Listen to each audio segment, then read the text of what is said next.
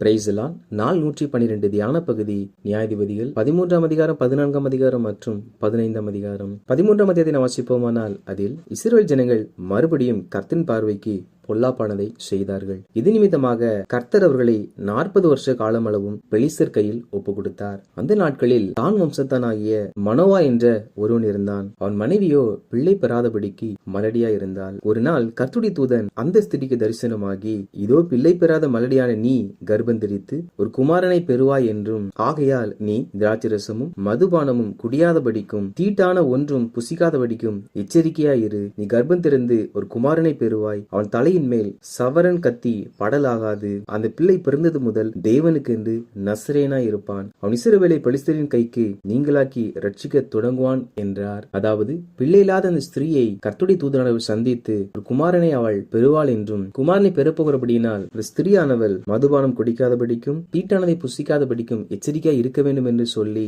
அவள் பெறப்போகிற அந்த குமாரன் பிற்காலத்தில் என்ன செய்ய போகிறான் என்ற அவனுடைய எதிர்காலங்களை குறித்தும் சொல்வதை நம்மால் வாசிக்க முடியும். அப்படி என்றால் கர்த்தர் ஒவ்வொரு குழந்தையும் இந்த பூமிக்கு கொடுக்கும் பொழுது அந்த குழந்தையினுடைய எதிர்கால திட்டங்களையும் அந்த குழந்தைக்குள் வைத்துதான் இந்த பூமியில் அனுப்புகிறார். தேவ பிள்ளைகள் அநேகர் அந்த திட்டங்களை அறிந்து கொள்ளாதபடியினால் அவர்கள் வாழ்க்கையை தடுமாறி தேவன் நியமித்த பாதையை விட்டு வேறெங்கோ சென்று கொண்டிருக்கிறார்கள். அப்படி என்றால் தேவன் நமக்கு கொடுத்த குழந்தை மேலும் ஒரு பெரிய தரிசனமும் திட்டமும் தேவன் வைத்திருக்கிறார். இவைகளுக்கு பின்பு அந்த ஸ்திரீயானவள் நடந்த எல்லா காரியங்களையும் தன் புருஷனுக்கு தெரியப்படுத்தினாள். அப்பொழுது மனோவா கர்த்தரை நோக்கி விண்ணப்பம் பண்ணி, நீர் அனுப்பின தேவனுடைய மனுஷன் மறுபடியும் ஒரு விஷயம் எங்களிடத்தில் வந்து பிறக்க போகிற பிள்ளைக்காக நாங்கள் செய்ய வேண்டியதை எங்களுக்கு கற்பிப்பாராக என்று வேண்டிக் கொண்டான். அதாவது அந்த பிள்ளை பிறக்கும்படிக்காக நாங்கள் செய்ய வேண்டும் என்ற ஆலோசனை எங்களுக்கு வேண்டும் என்பதாக ஜெபித்தாராம். நம் பிள்ளை குறித்த தரிசனம் நமக்கு வெளிப்படுத்தப்படாவிட்டாலும் தேவ பிள்ளைகளாகிய நாம் ஜெபிக்க வேண்டும். ஜெபிக்கும் பொழுது கர்த்தரை வெளிப்படுத்துவார். காரணம் என்னவென்றால் தேவன் மனோவாவின் சத்தத்திற்கு செவி கொடுத்தாராம். மனோவா ஜெபித்த பொழுது கர்த்தருக்கு செவி கொடுத்தாராம். நானும் ஜெபித்து கேட்கும் பொழுது கர்த்தர் நமக்கும் செவி கொடுப்பார். ஒரு நாள் அந்த ஸ்திரீ வயலில் வேலை செய்து கொண்டிருந்த பொழுது மறுபடியும் தேவனுடைய தூதனானவர் அவளுக்கு காட்சியளிக்கிறார். உடனே அந்த ஸ்திரீயானவள் ஓடி சென்று தன் கணவரை அழைத்து இருவரும் அந்த தூதனுக்கு முன்பாக வந்து நிற்கிறார்கள். அப்பொழுது மனோவா, நீ சொன்ன காரியம் நிறைவேறும் போது அந்த பிள்ளையை எப்படி வளர்க்க வேண்டும், அதை எப்படி நடத்த வேண்டும் என்பதாக கேட்டார். அந்த பிள்ளை மேல் ஒரு தரிசனம் இருக்கிறபடியினால் அந்த தரிசனத்துக்கு ஏற்ற விஷயாக அந்த பிள்ளை எப்படி நடத்த வேண்டும், எப்படி வளர்க்க வேண்டும் என்பதாக மனோவா கேட்கிறார். தேவ பிள்ளைகளாக நாமும் தேவன் நமக்கு கொடுத்த பிள்ளையை நாம் எப்படி வளர்க்க வேண்டும் என்று கர்த்தரிடத்தில் ஜெபத்தில் கேட்க வேண்டும். நம் அறிவோ நம் தாளந்தோ ஒரு நாள் நம் பிள்ளைகளை தேவ தரிசனத்திற்குள் கொண்டு வராது. நாம் கர்த்தரிடத்தில் கேட்கும் பொழுது கர்த்தர் நம்மை சரியாய் வழிநடத்துகிற தேவனாய் இருக்கிறார். பின்பு தூதனானவன் அவர்கள் செய்ய வேண்டியவைகளையும் செய்யக்கூடாதவைகளையும் அறிவித்தார். பின்பு ஸ்திரீ ஒரு குமாரனை பெற்று அவனுக்கு சிம்சோன் என்பதாக பெயரிட்டாள். அந்த பிள்ளை வளர்ந்தது. கர்த்தர் அவனை ஆசீர்வதித்தார். நம் பிள்ளைகள் ஆசீர்வதிக்கப்பட வேண்டும் என்றால் அவர்கள் தேவனுடைய தரிசனத்திற்குள்ளாக நடத்தப்பட வேண்டும். 14ஆம் அதிகாரத்தை வாசிப்போமானால் அதில் சிம்சோன் திம்னாத்துக்கு போய் அங்கே பெலிஸ்தரின் குமாரத்தியாகிய ஒரு பெண்ணை கண்டு அவளை திருமணம் செய்து கொள்ள வேண்டும் என்பதாக தன் தாய் தகப்பனிடத்தில் கூறுகிறார். அவர்கள் அந்நிய ஜாதி என்பதனால் மனோவாவும் மனோவாவின் மனைவியும் வேண்டாம் என்பதாக சிம்சோனிடத்தில் சொன்னார்கள். ஆனாலும் சிம்சோனோ அவளையே நான் திருமணம் செய்து கொள்ள வேண்டும் என்பதாக சொன்னான். இதற்கு பிற்பாடு சிம்சோனும் சிம்சோனின் தாய் தகப்பனும் திம்னாத்திற்கு போக புறப்பட்டார்கள். அவள் அந்த வழியே செல்லும் பொழுது ஒரு கர்ஜிக்கிற பாலசிங்கம் சிம்சோனுக்கு விரோதமாய் வருகிறது. அப்பொழுது கர்த்தருடைய ஆவி சிம்சோனின் மேல் இறங்கினதினால் ஒரு ஆட்டுக்குட்டியை கிழிப்பதை போல சிம்சோன் அந்த சிங்கத்தை கிழித்து போட்டானாம். அவன் தான் செய்ததை தன் தாய் தகப்பனுக்கு சொல்லாதிருந்தான். அப்படி என்றால் எல்லாரும் ஒன்றா சென்றாலும் இவள் முன்பாக சென்றிருப்பார்கள், சிம்சோன் பின்பாக வந்திருப்பான். அவர்கள் போய் பெண் பார்த்து வந்த சில நாளுக்கு பிற்பாடு திருமணம் செய்ய வேண்டும் என்பதற்காக சிம்சோனும் அவன் தாய் தகப்பனாரும் பெலிஸ்தியா தேசத்தில் உள்ள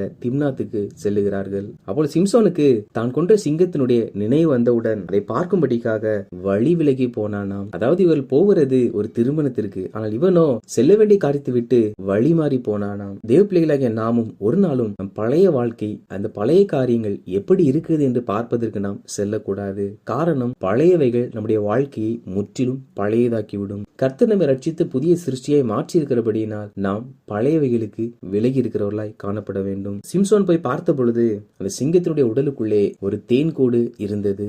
சிம்சோன் அந்த தேன்கூட்டை எடுத்து அதை சாப்பிட்டு அதை தன் தாய் தகப்பனிடத்திலும் கொண்டு வந்து கொடுத்தான். அந்த தேனை சிங்கத்தின் உடலிலிருந்து எடுத்தேன் என்பதாக தாய் தகப்பனுக்கு அறிவிக்கவில்லை. சிம்சோன் ஒரு நசரைய விரதம் உள்ளவன். அவன் எந்த ஒரு செத்த பிரேதத்தின் அண்டையிலும் செல்லக்கூடாது. இவனோ செத்த சிங்கத்தின் உடலில் இருந்து தேன்கூட்டை எடுத்தான். இதை தன் தாய் தகப்பனுக்கு அறிவித்திருந்தால் அவள் நிச்சயமா அவனை கண்டித்திருப்பார்கள். ஆனால் இவனோ அதை அறிவிக்கவில்லை. இந்த தாய் தகப்பன் என்பது நம்முடைய ஆவிக்குரிய தாய் தகப்பன்மாரை குறிக்கிறது. தேவன் நமக்கு நியமித்த ஆவிக்குரிய தாய் தகப்பன்மாரிடத்தில் எதையும் மறைக்க கூடாது.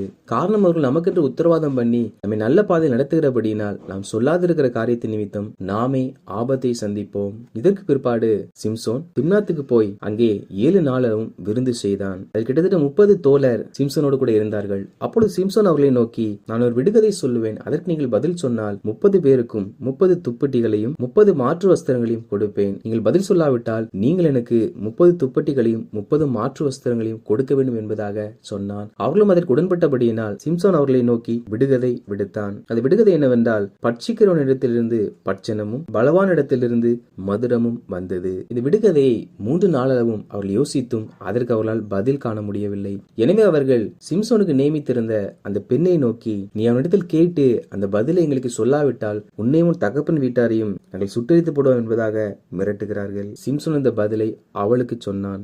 7ஆம் நாளிலே அனைத்து மனுஷரும் சிம்சோனுக்கு முன்பாக வந்து, தேனை பார்க்கிலும் மதுரமானது என்ன, சிங்கத்தை பார்க்கிலும் பலமானது என்ன என்பதாக அந்த விடுகதைக்கான விடையை அளித்தார்கள். அப்பொழுது கர்த்தருடைய ஆவியானவர் அவன் மேல் இறங்கினார். எனவே அவன் அஸ்கலோனுக்கு போய் அந்த ஊரில் உள்ள 30 மனிதர்களை கொன்று அவருடைய வஸ்திரங்களை உருவி கொண்டு அதை இந்த 30 தோழரிடத்தில் கொடுத்தான். அவள் தன் மனைவியின் மூலமாக வஞ்சகமாய் பதிலை பெற்றுக் கொண்டபடியினால் சிம்சோன் கோபத்துடன் கடந்து சென்றான். 15ஆம் அதிகாரத்தை வாசிப்போமானால், சில நாளுக்கு பிற்பாடு சிம்சோன் தன் மனைவியை பார்க்கும்படிக்காக திம்னாத்துக்கு செல்லுகிறான். அவள் தகப்பனோ சிம்சோன் கோபத்துடன் சென்றபடியினால் சிம்சோன் அவளை பகைத்தாள் என்று எண்ணி அவளை வேறொருவனுக்கு திருமணம் செய்து கொடுத்ததாக சொல்லுகிறான். இந்த வார்த்தைகளை கேட்டவுடன் சிம்சோனுக்கு கோபம் வந்து அவன் 300 நரிகளை பிடித்து 2 நரிகளுடைய வாள்களை ஒன்றாய் சேர்த்து அதில் ஒரு பந்தமாக இந்த 300 நரிகளுடைய வாள்களிலும் பந்தத்தை கொளுத்தி அதை பெலிஸ்தருடைய வெள்ளாமையிலே ஓடவிட்டான். அவள் நரிகள் ஓடும் பொழுது அக்கினி இருந்தபடினால் அந்த அக்கினியானது கதிர்கட்டுகளையும் வெள்ளாண்மையையும் திராட்சை தோட்டங்களையும் ஒலிவ தோப்புகளையும் முற்றிலுமாய் சுட்டெரித்து போட்டது.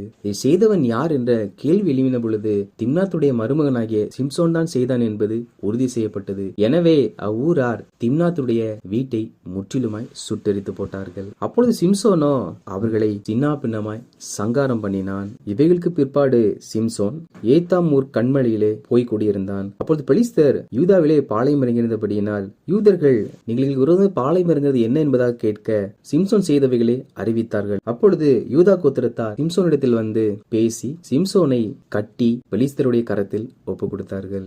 அந்த சமயத்தில் பெலிஸ்தருக்கு விரோதமாய் ஆரவாரம் பண்ணினார்கள். அப்பொழுது கர்த்தருடைய ஆவியானவர் சிம்சோன் மேல் பலமாய் இறங்கினார். நெருப்பு பட்ட பொழுது எப்படி கயிறானது கருகி அவைகள் விழுமோ அதே போல கர்த்தருடைய ஆவியானவர் சிம்சோனை நிரப்பினதினால் அந்த கயிறு எல்லாம் அறுக்கப்பட்டது. உடனே சிம்சோன் ஒரு கழுதையின் பச்சை தாடை எலும்பை கண்டு அதை எடுத்து அதனாலே வந்த பெலிஸ்தரை கொன்று போட்டான். அவர்கள் எண்ணிக்கை 1000 பேராய் இருந்தது.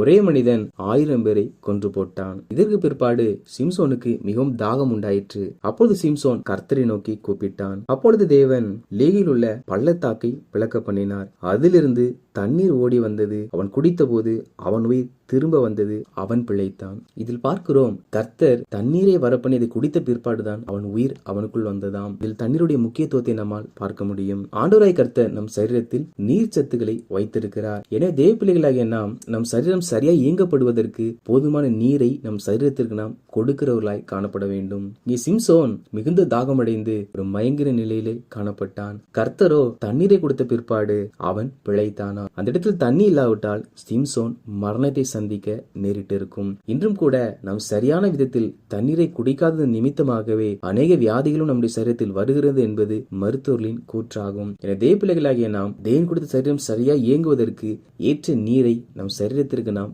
கொடுக்கிறவர்களாய் காணப்பட வேண்டும். வாசித்த அதிகாரிகளின்படி ஜனங்களாகிய நாம் தேவன் நமக்கு பிள்ளையை கொடுத்தார் என்றால் அதை எதற்கு கொடுத்தார், அதை கொண்டு அவர் என்ன செய்ய நினைக்கிறார் என்பதை தேவனிடத்தில் நாம் கேட்டு தேவன் நியமித்த பாதையில் நாம் அவர்களை வளர்த்து ஒரு நாளும் பழையவைகள் எப்படி இருக்கிறது என்று பார்க்க வேண்டும் என்று சொல்லி பழைய வாழ்க்கையை, பழைய ஐக்கியத்தை, பழமையானவைகளை திரும்பி பாராமல் தேவன் நமக்கு கொடுத்த ஆவிக்குரிய தாய் தகப்பனார் இடத்தில் வாழ்க்கையில் சம்பவிக்கிற எல்லாவற்றையும் நாம் தெளிவுபட சொல்லி, தேவன் நம் சரீரம் சரியா இயங்குவதற்கு ஏற்ற நீரை நாம் கொடுக்கும்படிக்காக நம்முடைய சரீரத்தை உருவாக்கி இருக்கிறபடியினால் ஏற்ற வேளையில் நாமும் நீர் பருகிறவர்களாக காணப்படுவோம். நாம் செய்ய வேண்டியவர்கள் நாம் சரியாய் செய்யும் பொழுது தேவனாகிய கர்த்தர் அவர் செய்ய வேண்டிய எல்லாவற்றையும் அவர் சரியாய் செய்து நம்மை ஜெயம் கொள்ளும்படி செய்வார். ஆமேன்.